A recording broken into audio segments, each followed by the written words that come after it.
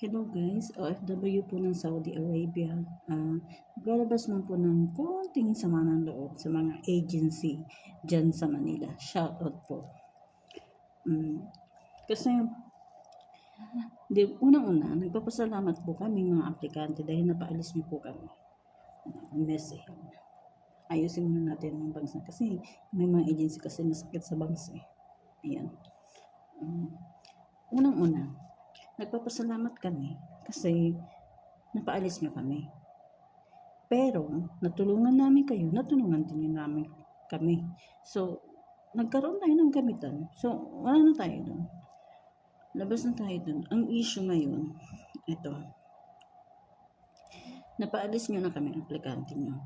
Hindi ba dapat yung palang yung umpisa ng pagmumonitor nyo sa amin na nandito na kami sa ibang bansa? Sana man lang, every month, or kahit na minsan, matutunan lang din po kayong mag-message sa amin. Mga musta sa amin. Kung kumusta ka na ba, Inday? Buhay ka pa ba? Kamusta ka dyan? Kumakain ka ba? Kasi kung nasa maayos po kaming kalagayan, hindi po kami magpaparamdam sa inyo na hinihingi kami ng tulong. Kaya po kami nagme-message sa inyo, baka sakaling matulungan nyo kami. Dahil wala kaming ibang matakbuhan. Unang-una, kayong agency. Kaya nga may agency. Kasi kung anong problema, agency. Agent. Kaya shout out po sa mga agency at agent.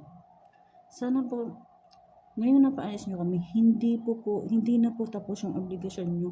Yung pa lang po yung umpisa ng obligasyon nyo sa amin para i-monitor nyo po kami kung kamusta na kami. Sana po, ugaliin nyo na mag-seen ng message ng mga aplikante nyo. Sana kung gaano kayo kabilis na magpaalis, ganun din po sana kayo kabilis umaksyon. Matulungan ang mga aplikante.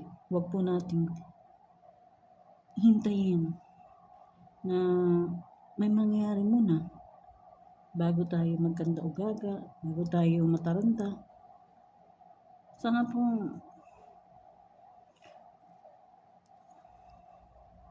huwag niyong pabayaan yung mga aplikante niyo. Diyan po, agency sa Manila. Maraming salamat.